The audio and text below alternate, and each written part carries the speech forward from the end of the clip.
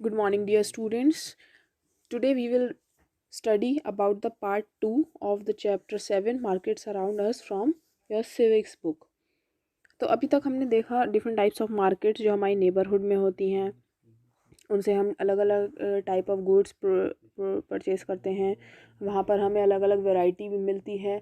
और इन नेबरहुड्स में जो मार्केट्स होती है उसका ये एडवांटेज होता है कि अगर हमारे पास मनी नहीं है, सफिशिएंट मनी नहीं है उस आइटम को परचेज़ करने के लिए, तो हम उन्हें क्रेडिट पर भी परचेज़ कर लेते हैं। फिर हमने वीकली मार्केट भी पढ़ा था जो एक पर्टिकुलर डे पे लगती है, हमारी एक किसी भी वीक में पर्टिकुलर डे पर लगती है। It may be any day. And the third topic we have studied about the shopping complexes and malls, जहाँ पर आपको ब्रांडेड और नॉन ब्रांडेड गुड्स दोनों ही मिलते हैं। Now next we will study about the chain of the markets. In the previous sections you have read about different markets from where we buy goods. अभी तक आपने देखा था कि हम जो अलग अलग मार्केट्स हैं हम वहाँ से गुड्स परचेज करते हैं। From where do you think shop owners procure their goods? लेकिन जो हमने ये देखा कि हम गुड्स कहाँ से लेते हैं, लेकिन हमें ये नहीं पता जो शॉप ओनर्स होते हैं उन्हें कहाँ से गुड्स मिलते हैं। So goods are produce in factories, on farms and in homes. तो ये गुड्स जो हमें मिलते हैं वो कहाँ प्रोड्यूस होते हैं? वो फैक्ट्रीज़ में भी प्रोड्यूस होते हैं, फार्म्स में भी प्रोड्यूस होते हैं, और कभी कभी कुछ गुड्स ऐसे भी हैं जो हमारे होम्स में भी प्रोड्यूस होते हैं। However we don't buy directly from the factory और फ्रॉम द फार्म, लेकिन हम उन्हें डायरेक्टली इंडस्ट्रीज से, फैक्ट्री से या फार्म से डायरेक्टली नहीं खरीद लेते।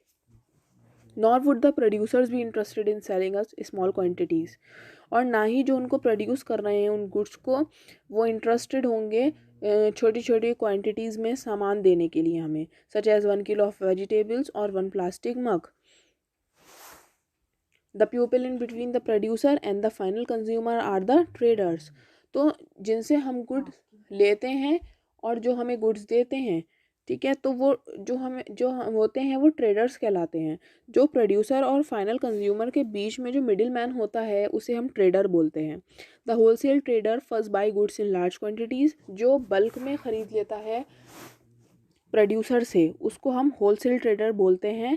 बहुत ज़्यादा क्वांटिटी में गुड्स ले लेता है, फिर आगे वो और जो शॉप्स हैं उन्हें दे देता है, फिर हम उनसे जो फाइनल कंज्यूमर होते हैं उनसे ले लेते हैं goods.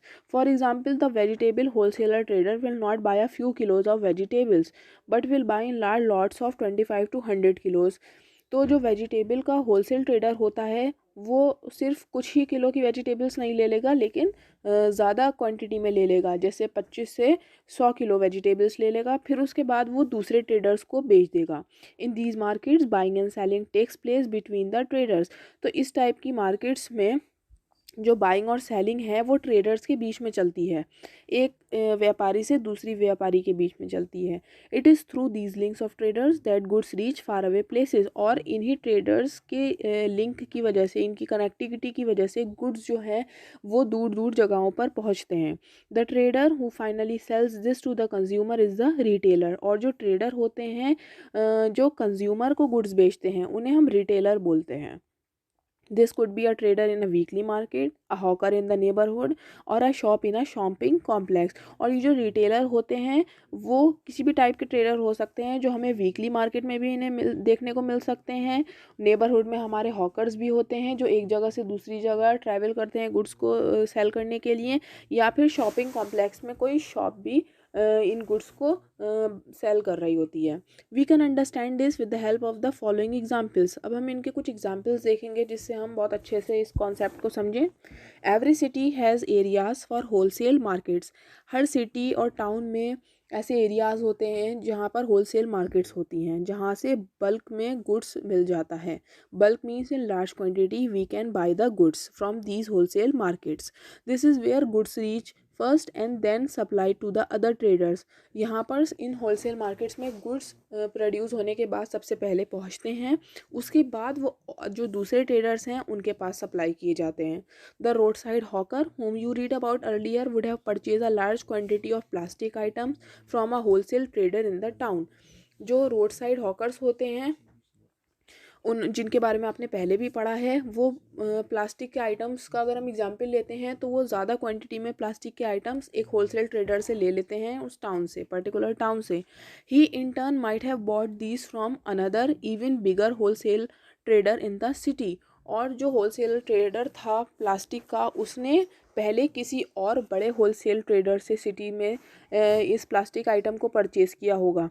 The city wholesale trader would have bought a large quantity of plastic items from the factory and stored them in a godown। और ये जो प्लास्टिक का होलसेल ट्रेडर है, उसने पहले फैक्ट्री से में ये सारे प्लास्टिक आइटम्स परचेज़ किए होंगे बल्क में, लार्ज क्वांटिटी में, उसके बाद उसने गोदाउन में अपने स्टोर करके रख लिए होंगे। In this way a chain of market is setup.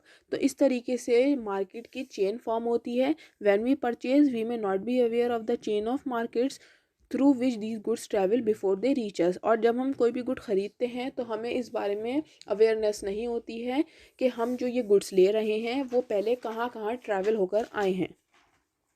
Now next is markets and everywhere. So far we have seen different marketplaces where people buy and sell a variety of goods and services.